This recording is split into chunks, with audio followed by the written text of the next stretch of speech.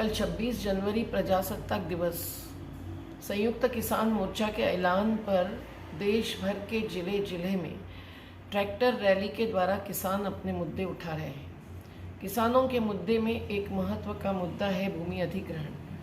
आजमगढ़ में किरियाबाग में जो आंदोलन जारी है वो खेती बचाने के लिए है, जो न केवल ज़मीन मालिकों के लेकिन खेत मजदूरों के भी आजीविका का आधार है, इसमें दलित भी है। तो ये आजीविका छीन लेने से अत्याचार होगा, अन्याय होगा और पूरी 2013 से लेकर हर कानून और संविधान का उल्लंघन होगा। और इसलिए जो आज संघर्षरत है कुछ महीनों से, वो बहनें भाई बहुत ही जीवटता से संघर्ष करते हुए संयुक्त किसान मोर्चा के बैनर तले कल अपनी भी ट्रैक्टर रैली निकाल रहे हैं, जिनको हम सलाम करते हैं, जिनको हम समर्थन जाहिर करते हैं। और हम अपेक्षा करते हैं कि हर राज्य में ट्रैक्टर रैली निकल रही है तो यूपी ही केवल अलग बर्ताव न करे ऐसे अहिंसक सत्याग्रहियों से, क्योंकि मुद्दे हैं वहाँ मंडी चाहिए, एयरपोर्ट नहीं। मुद्दा है वहाँ खेती का विकास चाहिए, पर उसके लिए सरकार ने MSP यानी न्यूनतम समर्थन मूल्य का कानून लाना चाहिए। एक बार तो कम से कम सभी किसानों को कर्ज माफी करने वाला भी कानून लाना चाहिए। दोनों मसौदे लोकसभा और राज्यसभा में पेश है, पर आज तक वो कानून पारित नहीं हुए हैं। और खेती में खेती के ही विकास के कार्य होने चाहिए, वहाँ से पलायन नहीं हो।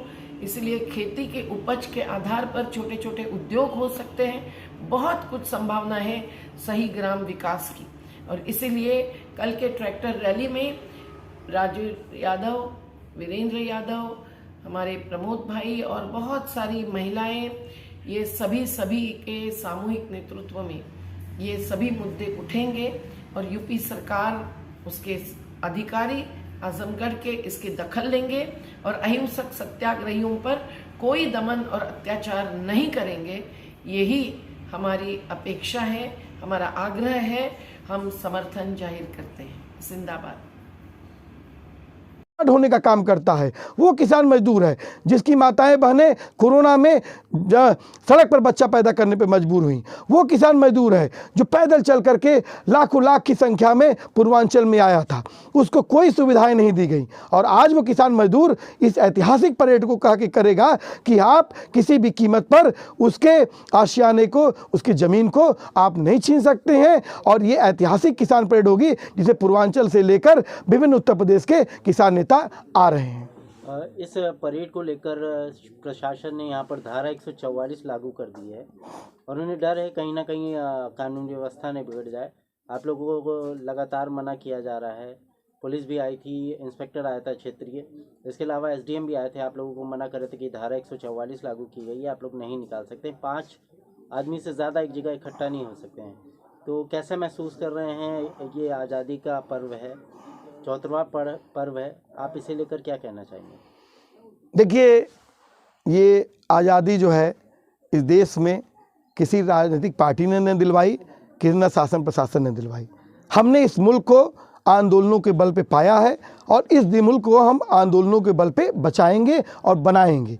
और कल हम इस बात को साफ कह देना चाहते हैं, इस देश में संविधान का राज है, किसी योगी मोदी का फरमान नहीं चल सकता है। और हम कल गणतंत्र दिवस पर इस परेड को साफ करके करेंगे कि ये देश जनता का है, इस देश में डेमोक्रेसी है, इस देश में बाबा साहब भीमराव अंबेडकर के संविधान से ये देश चलेगा।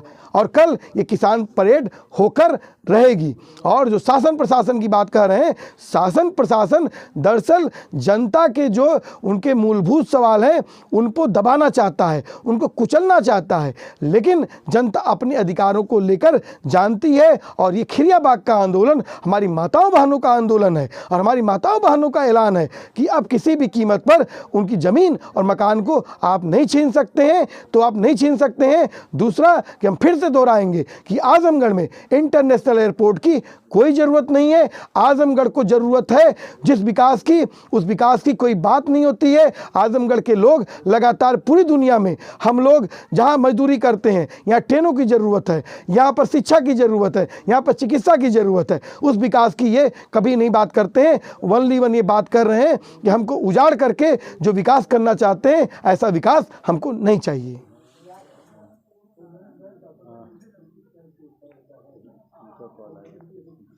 चल रहा है, हाँ। क्या आपको लगता है कि जिस तरीके से चैनल समाधान 24 को सब्सक्राइब